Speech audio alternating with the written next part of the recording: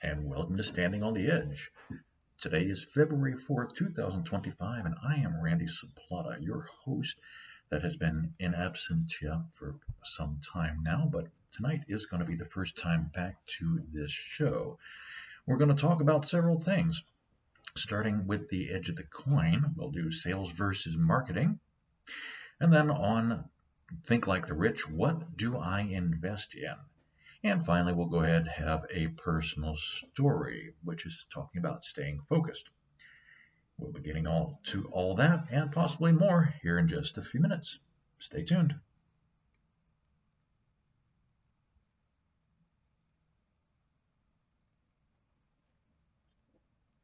And welcome back to Standing on the Edge. I am your host, Randy Soplata, and I have been out of touch for a while in several different reasons, for several different reasons. The first one being that it was personal health issues that was going on. I had a stroke try to go ahead and attack me. I had congestive heart failure that came up during the time, and of course, just a whole reboot of my system as well that I needed to go ahead and do. So I thank you for your patience in going ahead and staying with me and coming back as well. This section of today's show is called the edge of the coin. Sorry, I had to think about that. It's been a while since I've done it. The edge of the coin. And today on the edge of the coin, we're going to be talking about sales versus marketing. Sales versus marketing. That's an interesting thing because a lot of people think a lot of times that just like a coin, there's two sides to every situation. You got one side, you got the other. It's a flip side for going back and forth. And that sales and marketing are basically two sides of the same coin. In one sense, this is true. It is one side. They're either sides of the coin, but they are almost equal in the fact that you need them both to go ahead and do what you need to do for business. You can't sell anybody anything if you have nothing to sell.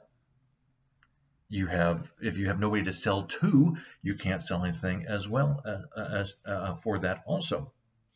So you really have to have people to bring in a starving crowd, so to speak, if you want to go ahead and feed them, to be able to go ahead and sell them something. So they're very, very important.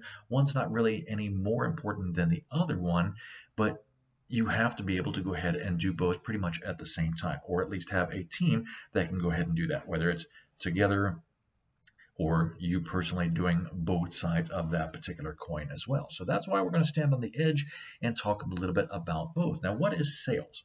Sales is nothing more than presenting something to your starving crowd, whoever that might be, your ideal people that you want to go ahead and bring forth, and giving them the opportunity to buy something from you or to work with you if that is the case, whether it's a sale,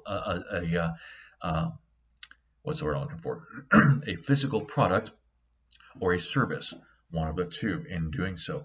Either way, sales is basically boiled down to you telling your customer, your client, your whoever it is you want to go ahead and sell to, this is what I have. Would you like to buy it?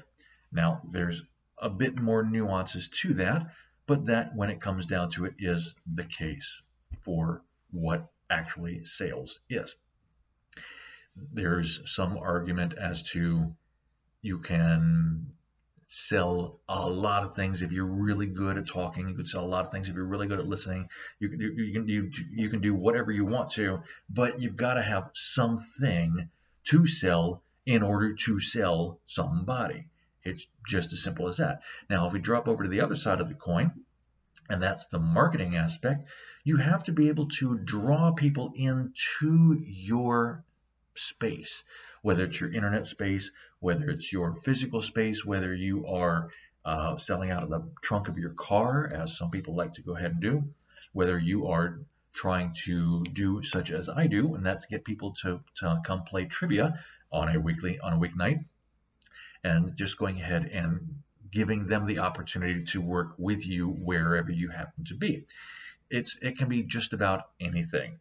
So we'll stay with the trivia for a second, because in that aspect, I am working both sides of the coin at the same time, the marketing side and the sales side as well, because people a lot of times will come at me and say, "Well, you're trivia. You don't do anything, but you go ahead and ask a bunch of people questions," which is true, very true.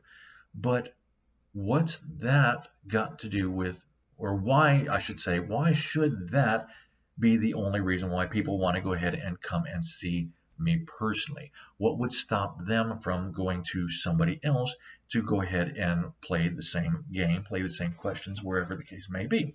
What do I have that attracts my crowd more so than the next person in doing so? And that's where the marketing comes in.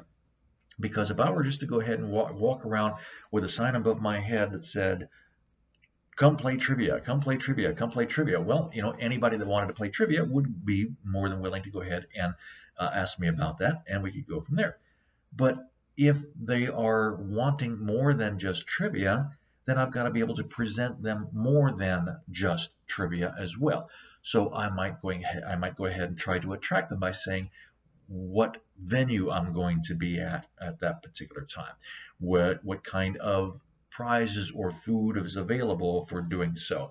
If I know there's a certain type of music that they want, I can go ahead and make sure that I'm playing that type of music for them. There are several different ways to go about doing this, but the the main thing is that I have to be able to attract my crowd. Once I've attracted the crowd, then I want to hold their attention, and that's where the sales part comes in. Because while the trivia that I'm giving to them does not cost does not involve them giving me money in doing so, I have attracted them to the venue that I'm at, and the venue then pays me for bringing those clients in. It's basically like bringing in leads to that particular arena, which I just happened to clue in on. It's amazing what 2.5 years of being away will teach you while you're doing that. So I'm bringing leads into my venues. The venues then go ahead and pay me for those leads, which is a fantastic thing. So in that respect, I am playing, like I said, both sides of the coin. I'm attracting people with my marketing, and then I'm selling the people there a good time, a time to forget their cares, their worries, their woes, whatever the case may be, for the next hour and a half to 2 hours. And then going ahead and being paid, like I said, by the venue that has me bring them the leads as well, which is a very, very cool thing. So you want to go ahead and realize that if you're thinking only in terms of, well, we'll stay with the trivia. If I am only going ahead and um, hosting trivia, wherever that might be, or I'm telling somebody comes up to me on the street and says, "What do you do?" And I would say, "Well, I host trivia." Okay, well, that's great. That's the sales aspect of it. Um, But that's not all of it, because if I did that, they might be go, "Oh, well, that's cool," and then walk away and go their very, very way. But if I went ahead and told them, "Well, on a weeknight, I host trivia at this particular place. It's free to play. It's fun to play. It's easy to play. Bring your friends, come and join us for a couple of hours. And we do all kinds of different things with some great music, great prizes, and other things as well." And I try to go ahead and attract them into where I'm at. Then this works out very well, because now I'm working the marketing side as well as delivering on the promise at the end of the night. Now, the other thing too that I do that might be slightly different than I am, and I don't, you might be wondering, why am I giving away all of my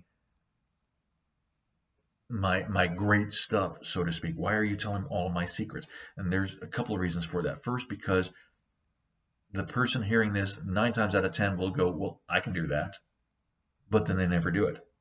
Or they'll go to the other side and say, "Well, that's just silly. I would never do that." And then they never do it, which works out very well for me, because that allows me to go ahead and continue doing what I'm doing and lets the people come to me that want to go ahead and come to me.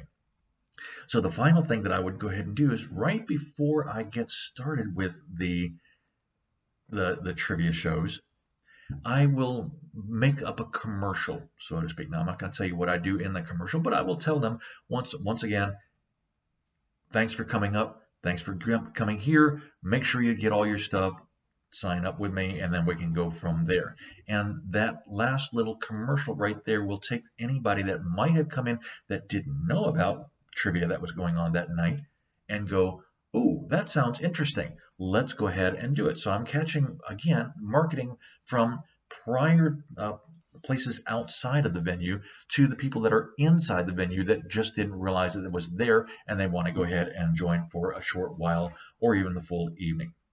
So that's how that works.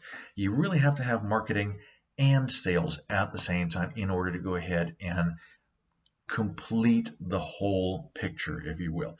So I highly recommend that you go ahead and make a big study of this, because this is not one of those things that you do once and you're finished and moving on from there. This is a over and over and over and over again thing, and you can honestly perfect this in the space of 2 or 3 practices and still never have it completely right, because you do it over and over and over again, and always find something new that you can tweak or touch or do something else to go ahead and get people to come in to where you're at. I hope this helps. Thanks for listening, and I will look for you on the next part of the show, which is to think like the rich. And for those of you on the radio show, bear with me. We're going to go ahead and have a commercial break and be back very shortly.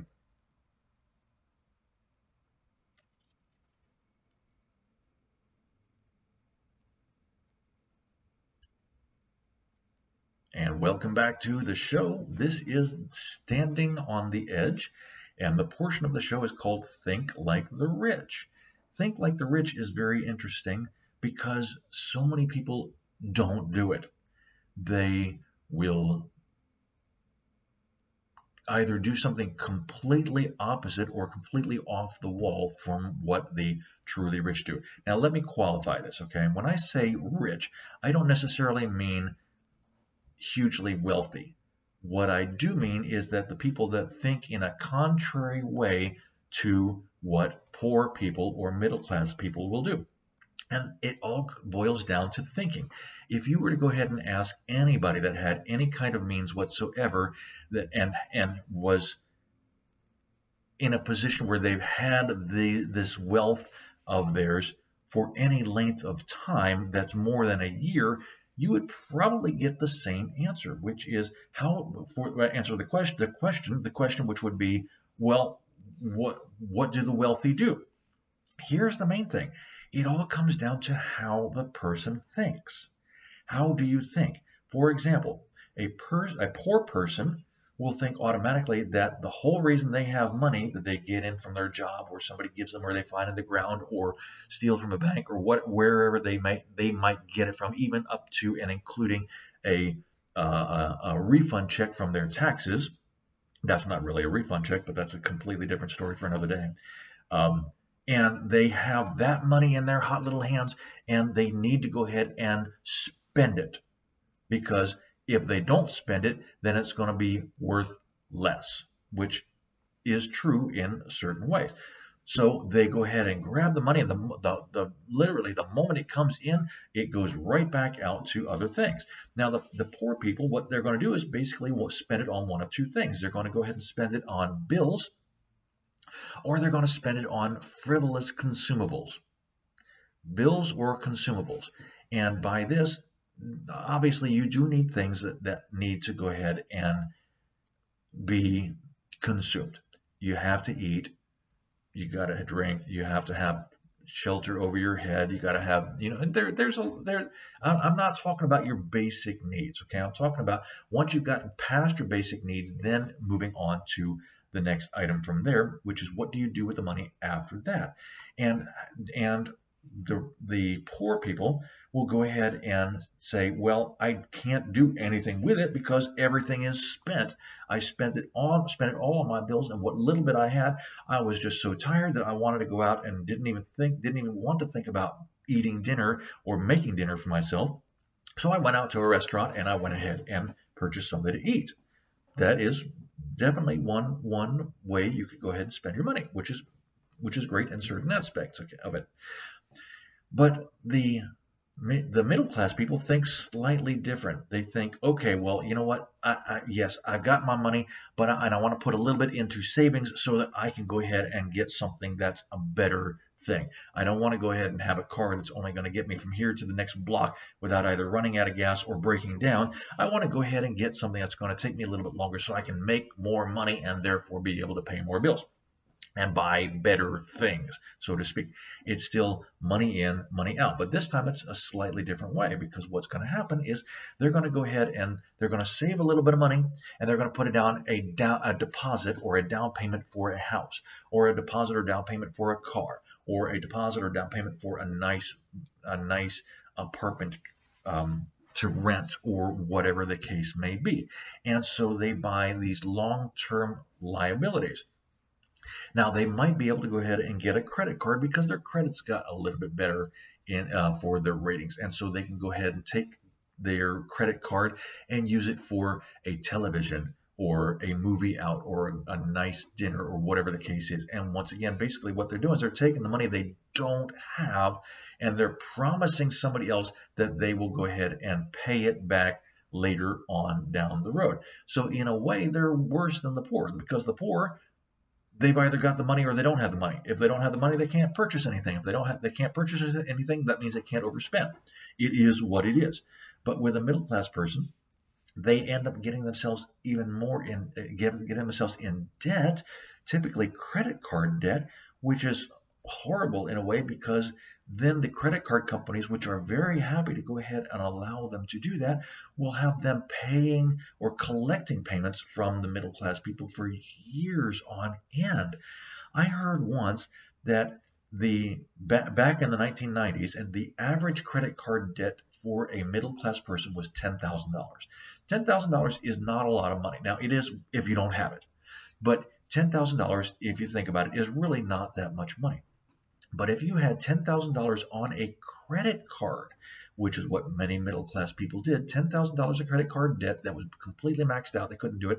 If they paid only the minimum amount on that credit card own, which is about $150. It doesn't seem like it's that much, and most people can go ahead and afford $150 every month to go ahead and put towards a credit card.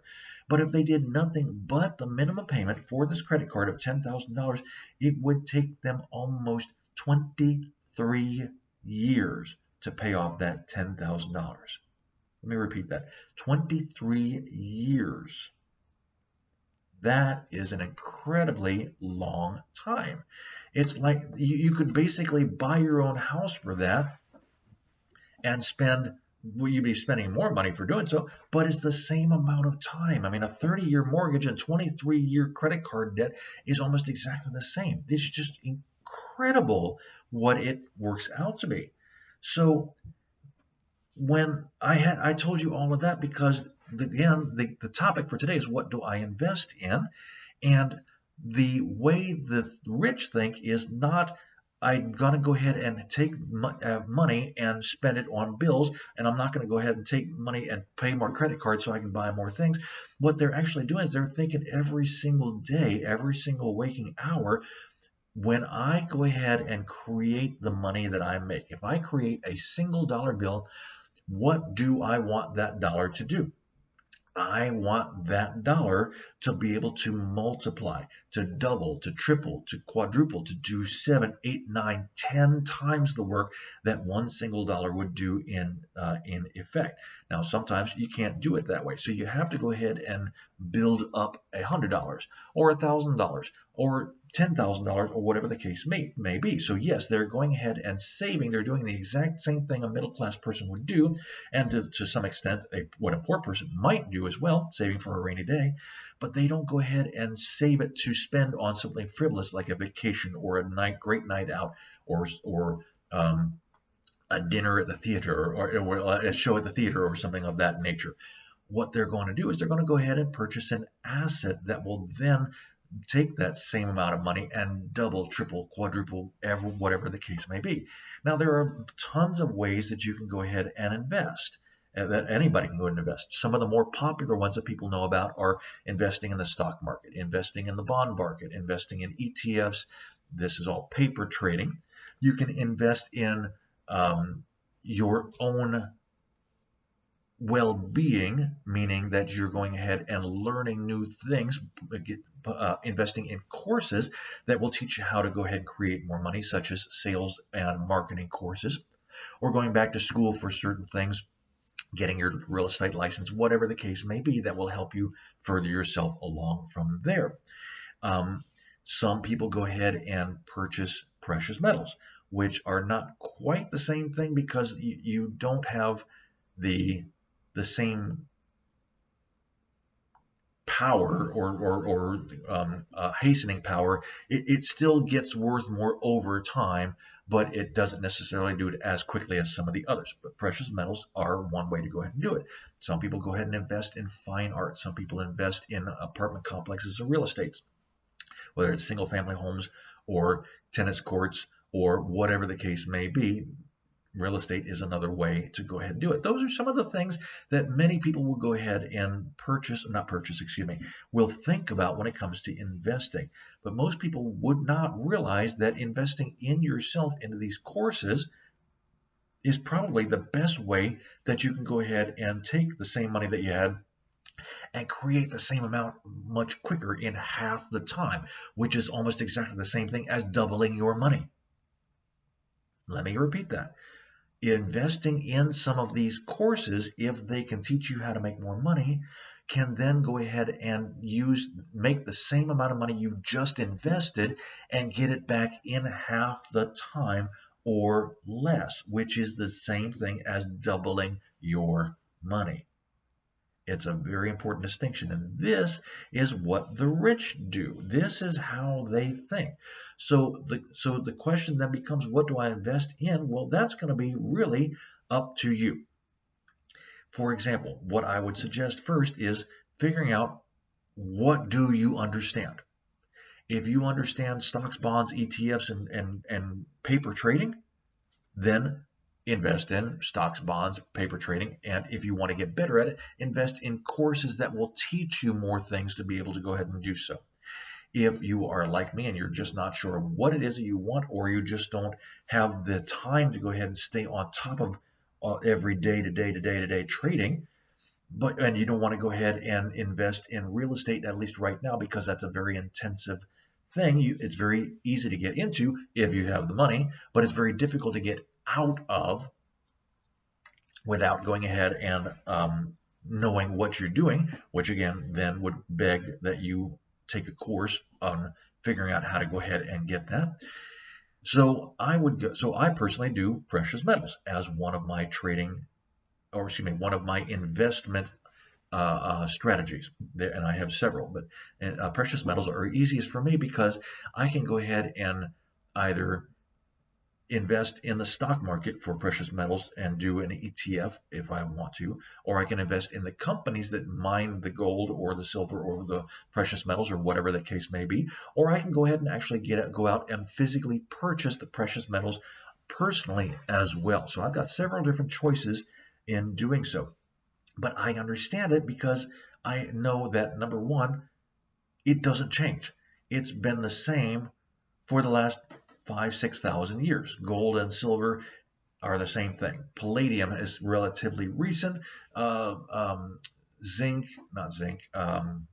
There are several others as well that I cannot think of at this particular moment that are considered precious metals also, and therefore they are able to go ahead and do it. But regardless of what happens, they are mined from the ground. They are melted, broken out of the rock. They are melted down. They are made into coins or ingots or bars or strands of wire or however they happen to come.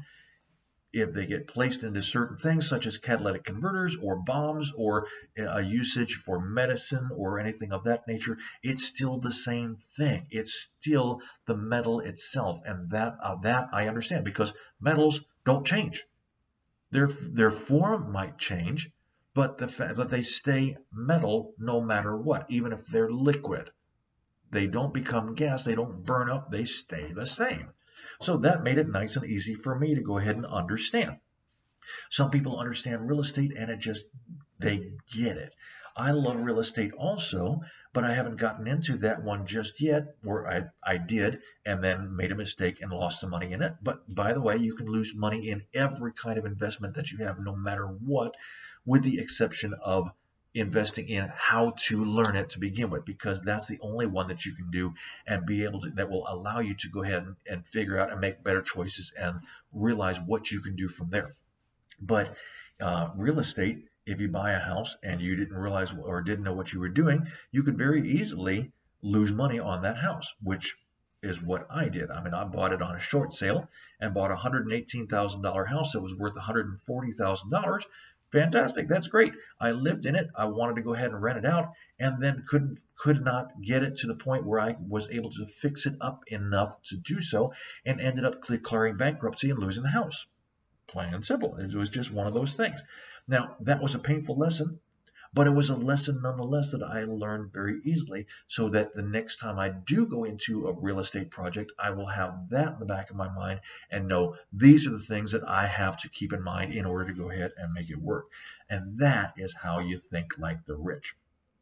Choose whatever you want to invest in. That's up to you. Just make sure you understand it first. If you don't understand it, get a course, get a book, do some research into it, and all of a sudden you're going to go, oh, that's either yes, that's great, I want to go ahead and continue that, or no, it's not. That's not what I thought it was. Let me try something else. The next step involved is put some money down. Put your money where your mouth is. So if you want to go ahead and invest in precious metals, buy a silver coin, buy a gold coin, buy an ETF, do something like that. But understand that once you put money down on it, two things are going to happen. First, you're going to get more vested into it. You're going to start understanding it more, because you will be able to know this is what you put your money into, and therefore are able to go ahead and make better use of the next time you do it.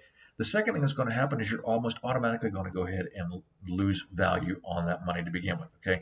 Now there's a relative term. We'll get into that more on another later episode, or you can go back and take a look at some of my previous episodes that I had from a couple of years ago on standing on the edge. And this is what I mean. If you were to go ahead and buy a silver coin, today is February 4th, 2025. Today, silver cost me, going to the coin shop, about $35. I think it was like $32 to $33, something like that. That was after the markup they had and so on and so forth. But this is what you're going to pay at a dealer. When you're doing that, you get yourself a 1 ounce coin. You got $35.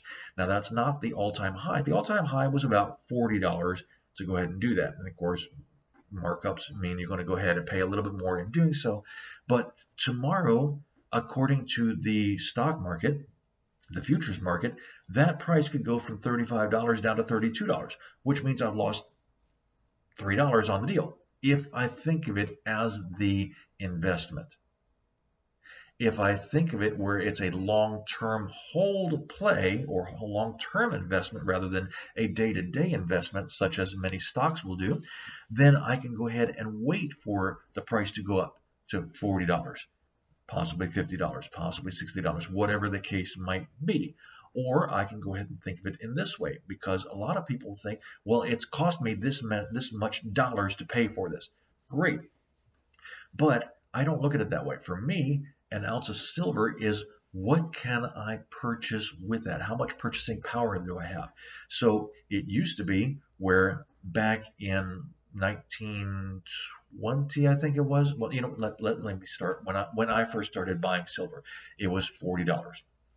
$40 when I first started coming in, and then it went down to about $16 and built up from there as well. So at that time, basically, you could go ahead and take a 1 ounce coin and you could purchase around 30, maybe 35 loaves of bread for that 1 ounce coin. And then all of a sudden, it dropped down to $16, and I was like, okay, wow, I lost a lot of money on that, from 40 to 16.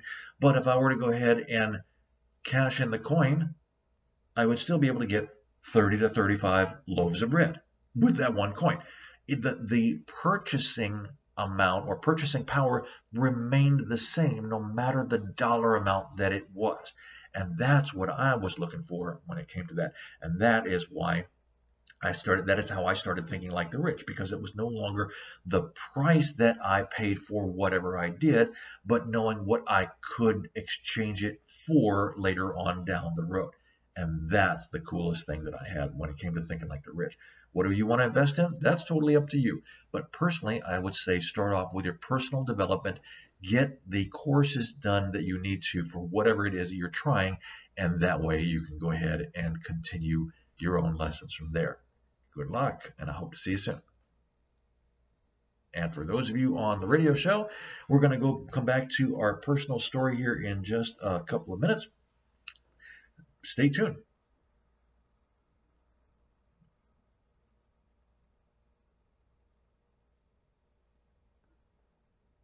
And welcome back to Standing on the Edge. This is the personal story moment of the show. Today's personal story is talking about staying focused. And this is such a hard thing to do. A hard thing to do. Now, you might know some people that have ADHD.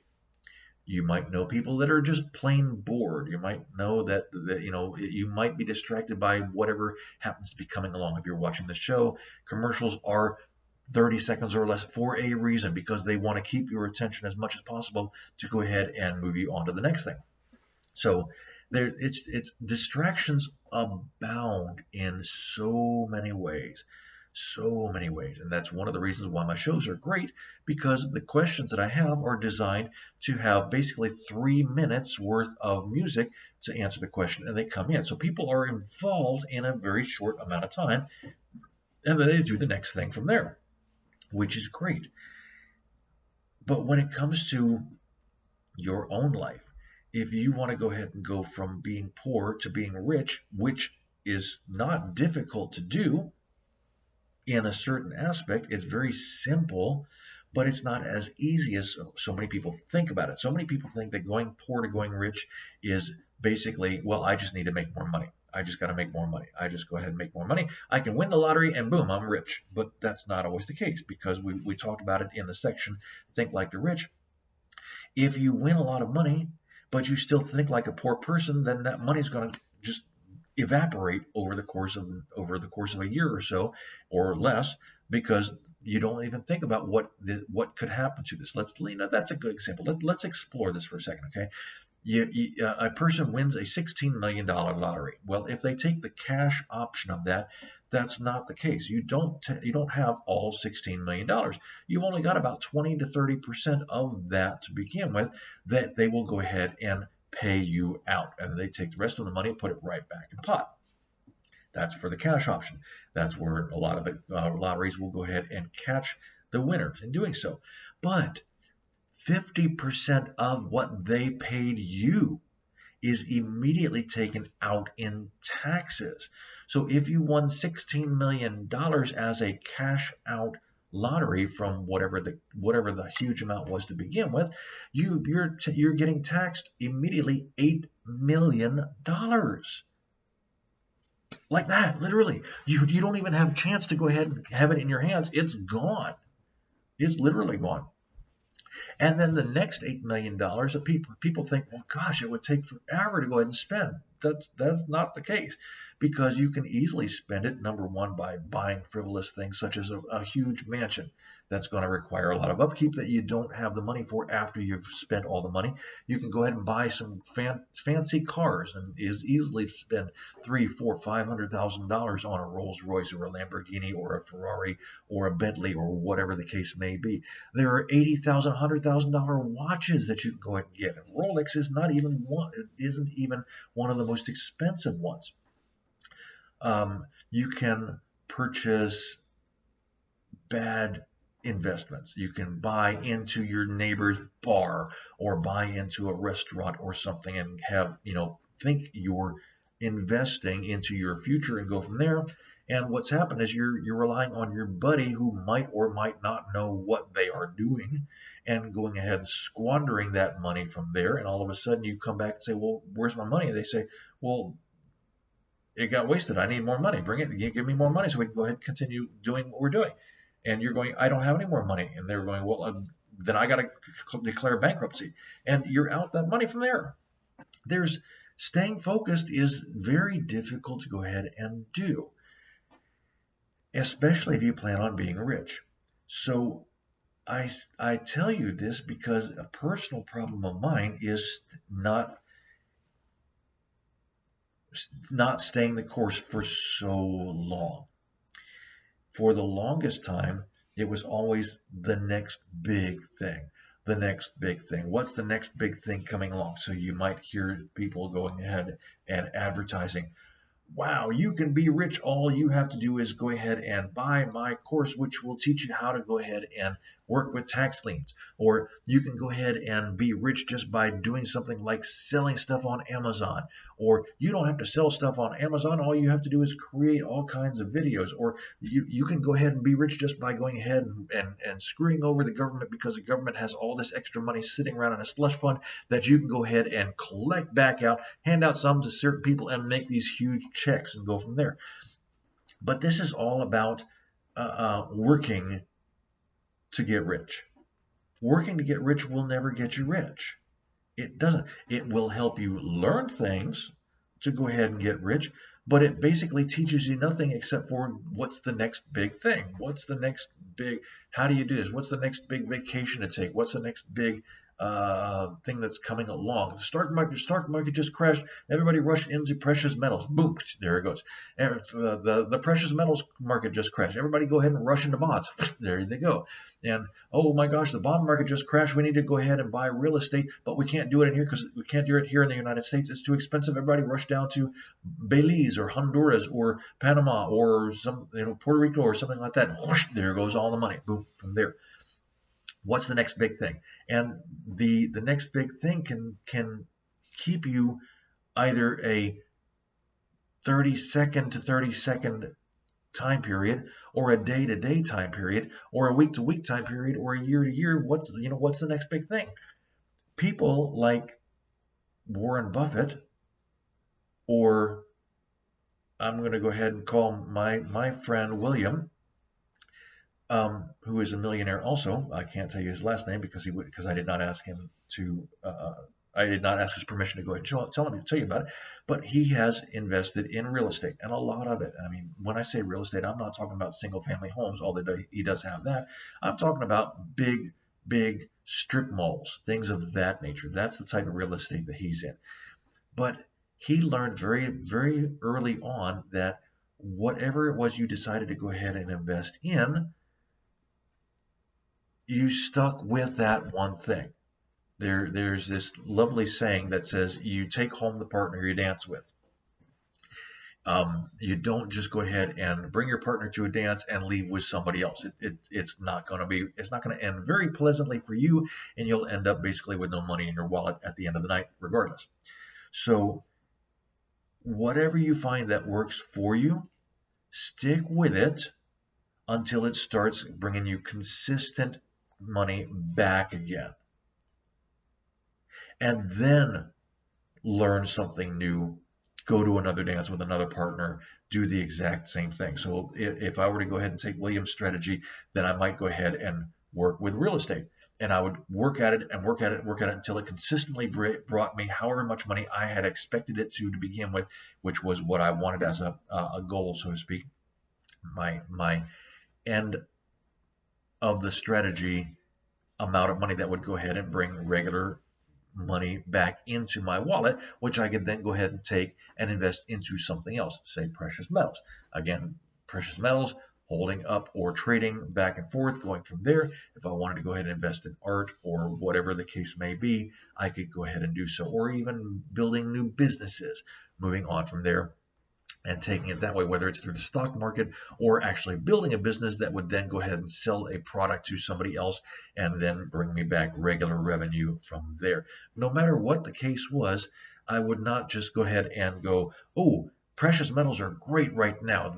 They're at all-time highs. Oh my gosh, I need to go ahead and rush in and get it. And I would go ahead and spend a lot of money. And then next week I'd go, oh my gosh, precious metals dropped down $1,500 if it was gold. $1,500 from where it was last week. I got to go ahead and take my money back out again. Oh, wait. Oh my goodness, stocks are up. Let me go ahead and rush into stocks. And I take that same amount of money that I just lost, $1,500 from whatever was left over, put it into stocks. And the stocks would go ahead and be great. Oh, this is going up, it's going up, it's going up. This is fantastic. And I went ahead and made $1,500 more. So I'm going, yes, I've got what I made back from there. And I'm going, okay, so we're going to go ahead and keep on riding this. And then it starts going back down again and back down again and back down again. And then it's $3,000 down. And I'm like, oh my gosh, what can I do? Let me cash out those stocks. Boy, goodness, now I'm $3,000 down from where I was to begin with. And I'm thinking, let me just go ahead and purchase a piece of real estate because I know it's going to go ahead and last for a long time, and I can go ahead and do this. And I take the money and I put it into real estate. And in the meantime, I'm going ahead and buying the piece of real estate. I'm paying the taxes on it. I'm paying the upkeep on it. I'm paying the whatever. And I might be getting rent, which if I knew what I was doing would be fantastic. But it would be just a small regular amount month to month to month to month to month. And it might be what I wanted. It might not be. But in the meantime, precious metals are going back up again. I'm going, but I don't have the money now. I can't go ahead and invest in that. And the stock market's going up and I can't invest in that. I'm stuck right here. So this is what I'm trying to say. You've got to stay focused on what it is you want to do. Focus on learning something, practicing something, perfecting something, and then let it happen automatically when you move to the next thing. It is not a flavor of the week or flavor of the month or even a flavor of the day type of concept. You have to understand that what you plan to do is going to take time in order for it to be able to make it worth your while. Okay, and that's how you go ahead and stay ahead. I hope this has helped you. I hope to look forward to making you more shows, standing on the edge with the standing on the edge of the coin portion of it, thinking like the rich portion of it, and of course the personal stories. In the meantime, stay safe, stay healthy, and I'll see you on the next video. Bye for now. And thank you again, everybody, for going ahead and joining me on Standing on the Edge. I hope you enjoyed it as much as I did.